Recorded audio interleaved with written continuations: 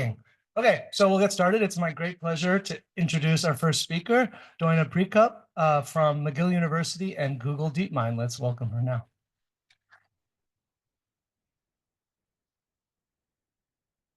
Thank you very much. Hello, everyone. It's really a great pleasure to be back at RLDM.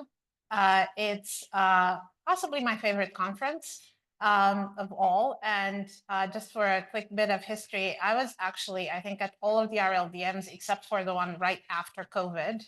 And in fact, I did give another invited talk at the very first RLDM. So I hope that that's not too many invited talks for the same venue. One of the reasons I really like this conference is that it really does bring together people that are thinking about computational reinforcement learning agents and biological reinforcement learning agents. And I think that's really relevant, especially these days. This doesn't work, but maybe this will.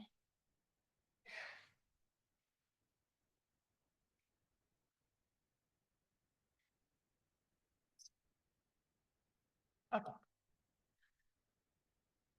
So reinforcement learning is about learning from interaction with an environment and about agents that have goals that they try to achieve. And that's true both in the biological sense and in the sense of computational agents that we model and train using reinforcement learning.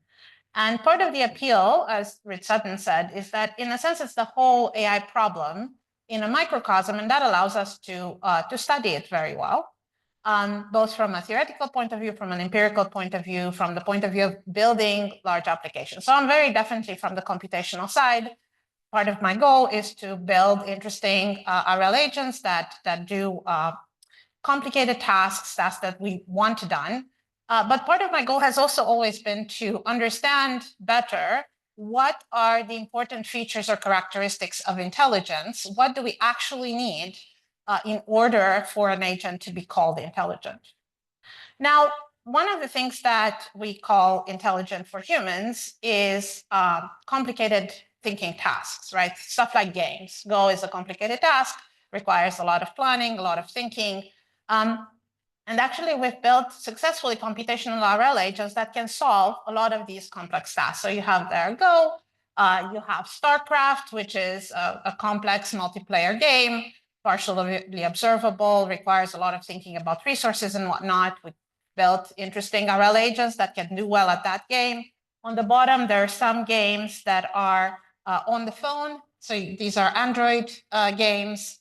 And I'm going to talk a little bit later in the talk about an environment where we can have RL agents that learn how to control these types of games. Now, games are great because they have very well-defined reward functions, and people like to play them. And if we see agents that play games well, we can recognize that they're intelligent. There's a lot of other things that we want and can do actually with reinforcement learning. Some of these are complex control tasks, continual control tasks.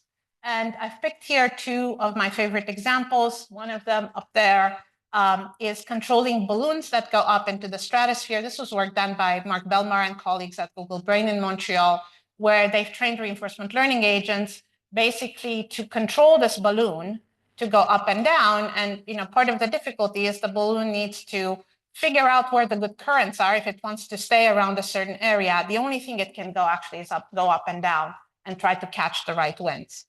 So it's a complicated control task. The recipe that is used for it is to, first of all, build a simulator as faithful as possible of the environment by using some domain knowledge, and then training a reinforcement learning agent with the simulator using lots and lots and lots of experience, millions of trials. Once you get a policy that is good enough, you can actually put it on a real balloon that goes over the Pacific Ocean, and you can see how this policy does. And in fact, you have to allow this policy to continue to adapt because there's a discrepancy between the simulator and the real life, and you need to have some continual learning happening there in order for this policy to be robust.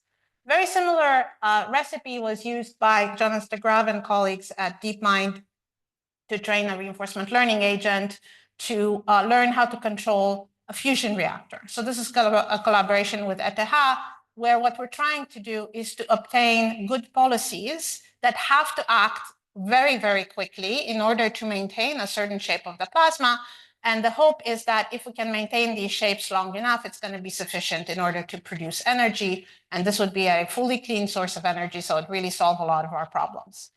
And it's a very traditional type of reinforcement learning problem in the sense that we don't know how to solve it. There aren't demonstrations. It's not like people can solve the task and then we can just copy them. It really has to be trial and error and interaction. And it's real-time control, so the policy has to act very quickly. And so again, the recipe is we take a lot of knowledge of what the environment is. We build a fancy simulator. In fact, we keep building fancier and fancier simulators and training reinforcement learning agents in these simulators, and then taking them and putting them on a real device that they have, and then seeing how that works. There's a lot of other examples. A lot of these examples are of the same type, where we essentially have some knowledge of the environment, or we have access to some data, or we have the ability to build a simulation. We're going to use that in order to train our reinforcement learning agents.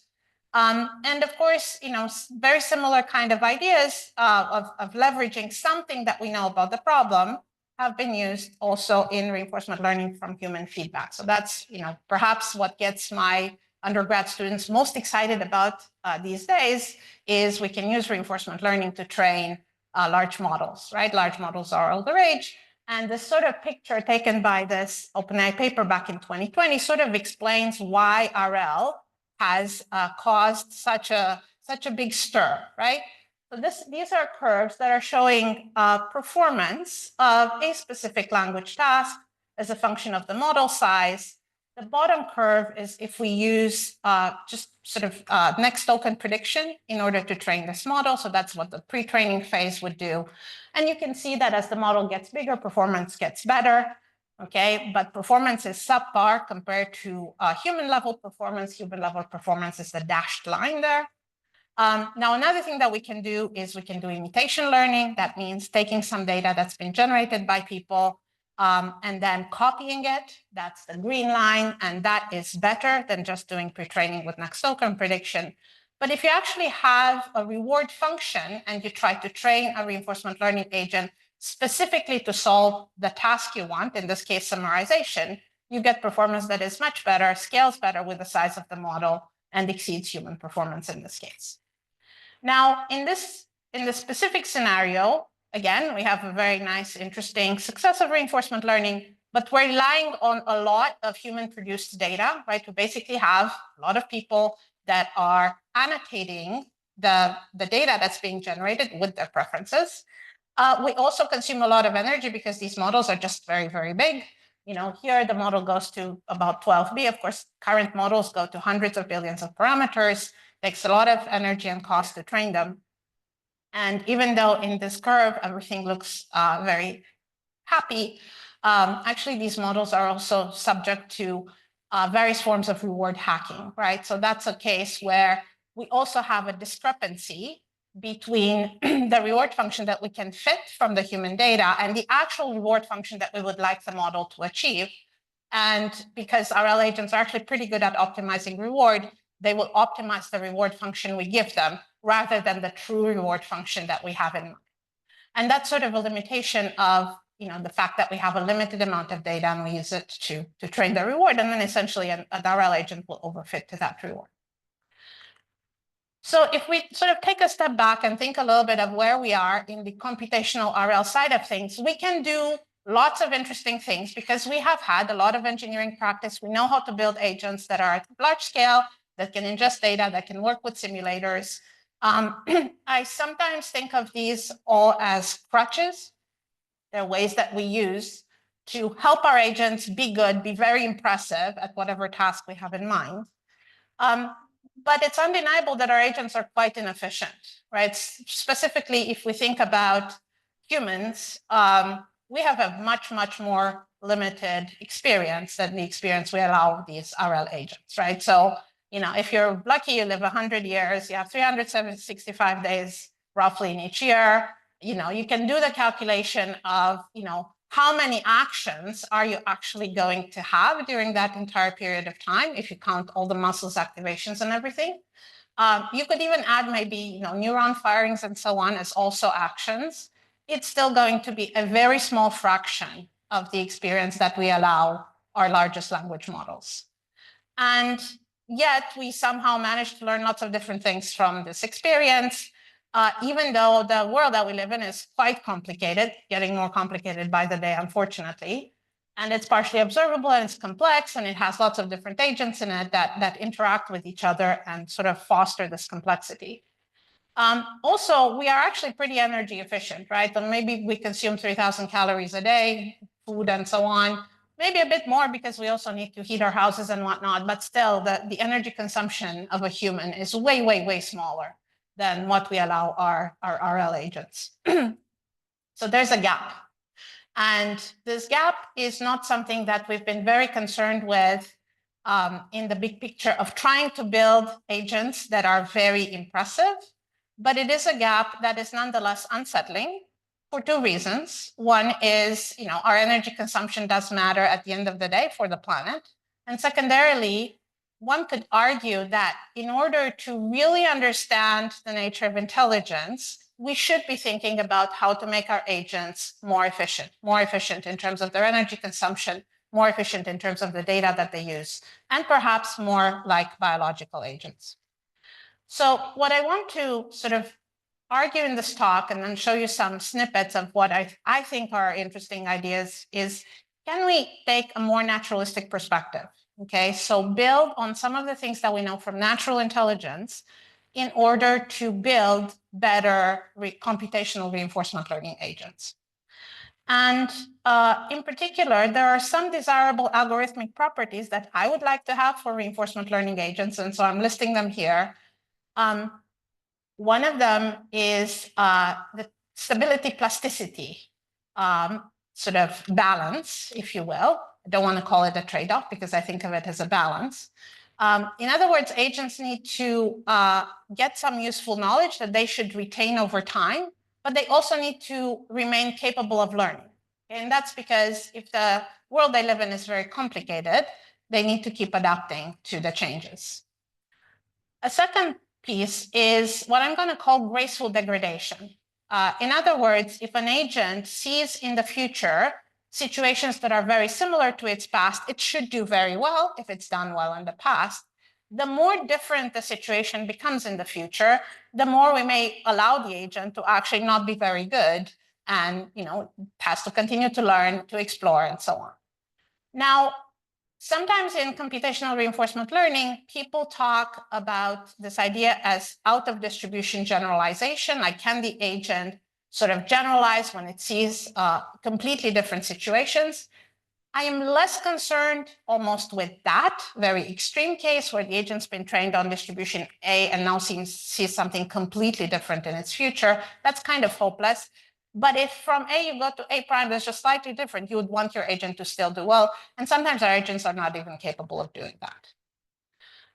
The third interesting thing is to have scalability in terms of the data and the compute. And this is sort of going along the lines of the bitter lesson. This was Rich Sutton's blog post, which I'm sure most of you must have seen, but if you haven't, definitely look at it. The idea there is that the more data and compute is available, the better the performance of an agent should be. Now, most people have used that as a basis to justify, for example, using lots of data and lots of compute in order to build very large language models and other types of models. In general, what we would like is that our algorithms do have favorable scalable properties, right, with the amount of data and the compute. So in other words, if we're going to allow a bigger brain, then the agent should really be doing better. And then the last bullet, which sometimes people find more objectionable, but as having kids, I really care about it, is called self-reliance, okay? So self-reliance means the agent should be able to learn and understand the world from its own experience rather than necessarily being told or being taught, okay? Now, yes, maybe if we tell the agent things or we teach it things, it's gonna be faster, but even without a teacher, it should be able to process its own stream of experience and learn from that. So ideally, these are the properties that I would want my RL agents to have. And some of these things we can achieve, and some of them we're still kind of far away from. And in this talk, I'm going to give you some ingredients which I believe are helping us, perhaps, in this direction. But we still have a lot of work to do. And maybe some of the ideas that are coming from the natural intelligence side of things will help us. Now, the first thing, and perhaps the most important thing I want to focus on, is the stability plasticity dilemma. And the idea here is that we would like agents to continue learning over time while not forgetting important information from the past. Okay, so in the picture, you have an agent, it's learned some weight connections. We would like some of this knowledge to be retained because these are perhaps useful skills or predictions that it knows how to make that will be relevant over time. But other things that it's learned are maybe works for the current task and don't necessarily need to be retained. I know the path from here to my hotel, but tomorrow I can forget it because, probably I'm not going to be in Dublin for a while. And when I come back, I can just relearn that, right? And that frees up some connections to do other stuff, right? To learn new things. Now, it turns out that deep reinforcement learning agents actually lose plasticity. This has been documented in all kinds of papers. Perhaps the most salient one is this paper from Nikishin et al.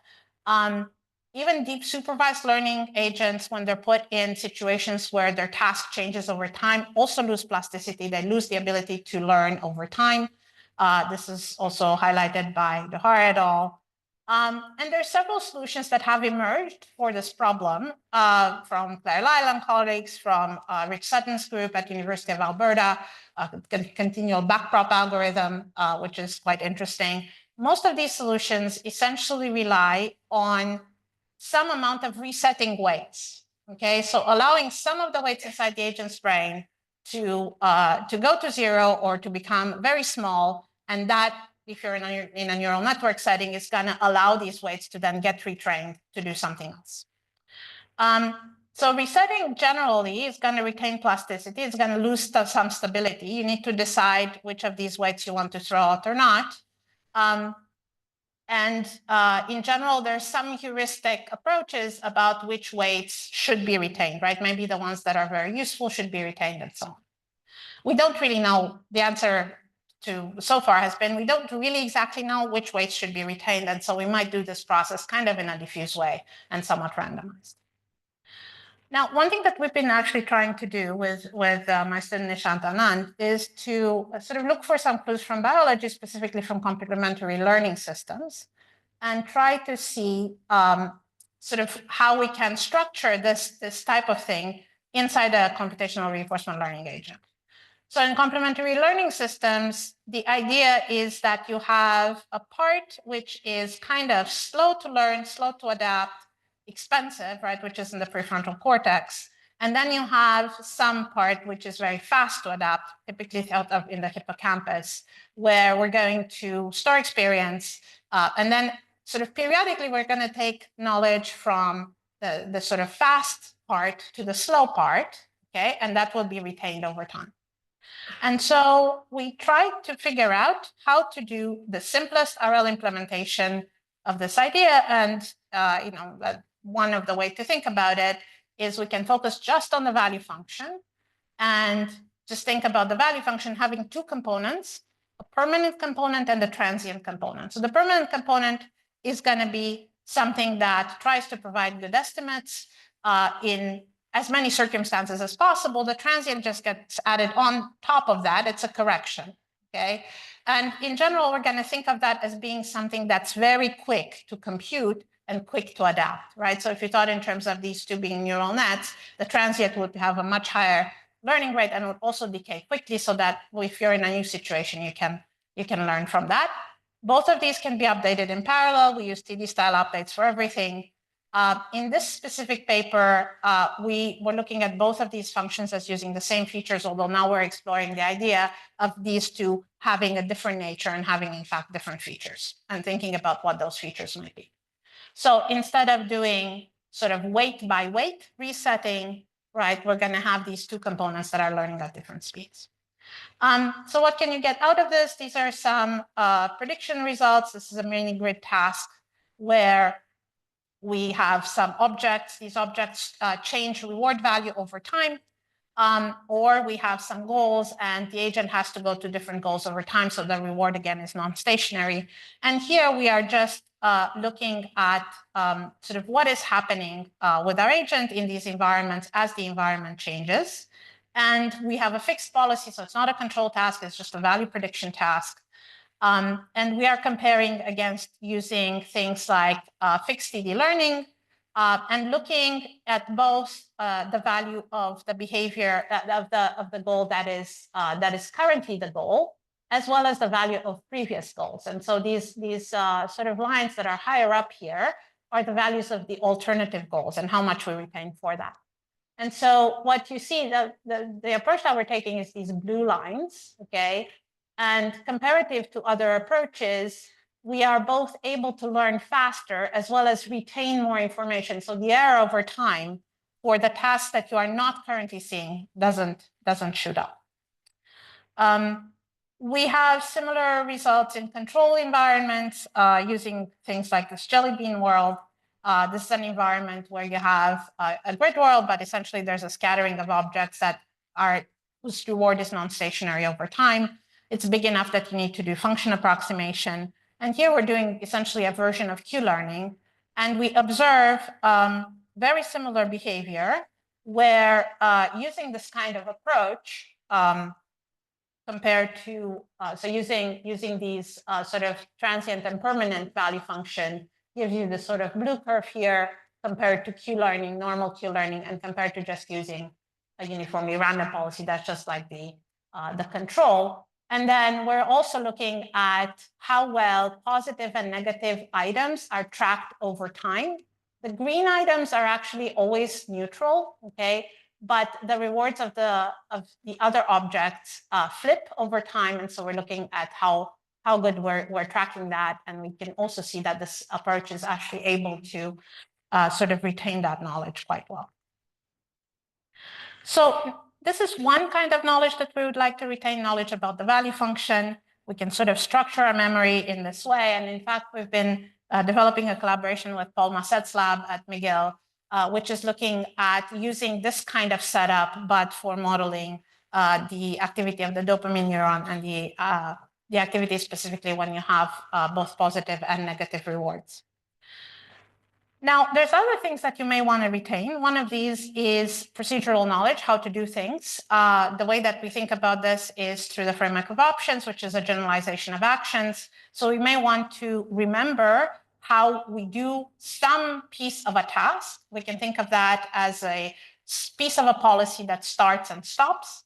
And we can, of course, think about where these things are in the brain. And this is work from Botvinnik, and Barto a while back that sort of tried to map this sort of architecture of actor-critic with options. So where we have some high-level decisions that are being made, and then those conditions some internal policy, and where they might be in the brain. And this is, sort of roughly speaking, dorsolateral striatum and dorsolateral prefrontal cortex. And it's actually been an interesting exercise for us to think about how exactly we may sort of take hints from what is happening in these areas of the brain and decide which options may be useful to retain, which options may be useful to throw out. One of the things that we've been trying to tackle now, which is work in progress, is to think about generating the options via code, so that they're expressed as Python code, and then thinking about how to curate this library of knowledge using hints from the brain. Another type of knowledge that we may want to retain is predictive knowledge. Predictive knowledge says what is going to happen in the future, okay? Not necessarily what's going to happen next. That's a very short-term prediction, but what's going to happen in the future. A very, very general way to think about this is through the framework of general value functions. So what's a general value function? Well, it's a generalization of a value function. Basically, we are going to have some signal of interest, which is denoted C here. This could be the reward, but it could be other things as well. It could be, for example, the feature vector. And we have some time scale over which we want to keep track of this signal. Okay, and this time scale is still modeled through discount factors, but instead of having a fixed discount factor, as in most sort of reinforcement learning, we're going to have state-dependent discount factors. So this allows you, for example, to say things like, I want to fully keep track of the signal until some condition is reached, at which point this is just going to become zero and I no longer care about the signal. And so you can write out something that's very similar to a value function, which keeps track of the expected value of the cumulant, the signal of interest, over some period of time. And we can do this conditioned on a policy, or we can even sort of think about optimizing with respect to these cumulants if they happen to have an ordering among them, right? So rewards have an ordering because they're numbers. If you have something like vectors, you need to have an ordering or a preference function over them. But these predictions can span a multitude of cumulants and of timescales. There are many special cases, right? Value functions are an obvious one, but also expected transition models, option models, as well as successor states and successor features. That's one special case I want to highlight because it's kind of cool and again, kind of straddles the boundary. We can think of this as a general value function where our cumulant is actually a one-hot encoding of the state. Or if we're doing function approximation, you can think of the cumulant as your feature vector, and you can compute the expected value over time. We've made some great progress in terms of estimating this stuff from data. And then there's this really nice work by Kim Stackenfeld and colleagues that kind of links these types of representations to place cells in the hippocampus. So again, we see something which is computationally interesting. We know how to compute it well. It sort of has a nice correlation with something that's happening in the brain. And some interesting follow-up work has actually drawn from both of these sides. Now, once we sort of allow ourselves to keep this kind of predictive and procedural knowledge, there are actually some computationally interesting things that we can do. For example, we can learn how to manipulate complex interfaces over a great variety of tasks. So this is going back to our Android environment. We basically have here an RL agent that's going to interact with the phone screen and learn how to control different apps. And in general, having the native action space, which is to touch anywhere on the screen, makes this task completely infeasible because the resolution of the screen is too large and the reward is too sparse, and essentially exploration is just not going to work out. But what we can do is we can consider these different layers of abstraction and retain knowledge at these different layers of abstraction. So the lowest layer here is something like gestures. A gesture might be a click. It's parameterized. It says click at a certain position, okay? And so you can learn that. And then you can also have different classes of gestures. So some apps, for example, may require clicks. Others might require swipes. Some of them might require more complicated things. So we can have knowledge about how to do these different subtasks. We can have general value functions that make predictions about the outcome. And we can learn these things in parallel at all different levels of abstraction. Now here, we've sort of cheated a bit, and we've told the agent actually what are the interesting things to learn and to retain. And I really wish we had better ways of doing this automatically from data, and maybe sometime we will. But once you have this kind of library of knowledge and you've retained it, you can actually do quite well in different tasks. So this is a collection of games from this environment. These red lines and blue lines with red error bars are sort of typical deep RL agents. The teal lines are the agents that are using and updating continually this library. And you can see that in some tasks, this basically allows you to solve the task, whereas otherwise it may not be possible. In other tasks, it just gives you better performance. So learning this knowledge at multiple levels of abstraction actually really helps. A final thing that I want to mention that we might want to do is to understand what's doable in an environment. Okay, so that's the notion of affordances. And animals and humans understand intuitively what's possible. For example, we might know that this tree affords playing or taking shelter from the rain or from a predator. And that's useful for two reasons. First of all, it guides the exploration. It limits the space of possible actions. It's also useful for planning because we can better anticipate action effects. And this is perhaps more of a computational sort of argument here. If we take all of the data of an action applied at all the different situations we see, and that action just simply is not feasible in that situation. We're just going to pollute our model with a lot of data that we can't fit well, right? If you have a robot and the robot's trying to get into a wall and just repeatedly bumping in the wall, that's useless data. At the same time, the model's going to use capacity to try to model it. Whereas if you knew that this action is just not affordable when you're next to the wall, you shouldn't be trying to get into it. Then we can just throw that data away and focus the model on the interesting situations where the robot can actually move. And so we can formalize this notion in reinforcement learning by thinking about the agent having some intent, for example, wanting to change some feature value. And then we can define an affordance relation that specifies from which state action or state option pairs this intent can be achieved with at least some minimal probability. And then we can learn this. Okay? And this is essentially a classification task rather than a full generative modeling task. And it leads to something called a partial model, right? So we're not going to think of modeling the environment everywhere. We're only going to think of modeling the situations where the action, at least with some probability, achieves the desired outcome. So we can do this in the framework of options. We've done little toy experiments in the taxi domain where the intent is just to go to drop off the passenger at some specific location. There's different policies that the agent can maintain, and we can train this. Basically, the main thing I want to say is that we can learn these affordances. We have a hyperparameter that's essentially telling us how much we want the affordance to achieve a very specific goal. So we're controlling the size of the affordance set. And actually, as we have fewer state action pairs that are affordable, of course, the learning gets faster without really, in this case, losing performance, because the affordances are just sort of getting rid of state option pairs that are not useful. And also when we're doing the learning, we can actually sort of get a smaller set of affordances than if we just use heuristics where we use our knowledge as the designer of the system. So let me just wrap up. I think that understanding the fundamental principles underlying intelligence is really important, not just because we're curious and we want to understand that, but because it may in fact lead to more efficient and robust artificial agents, and maybe more efficient and robust than the ones we already have. And we do need to build agents that learn continually from their own stream of experience, degrade gracefully as that experience diverges from what they've seen in the past, and scale well with the data and the compute. So I think as a field, it's really important for us to think about that, not just about building full demos.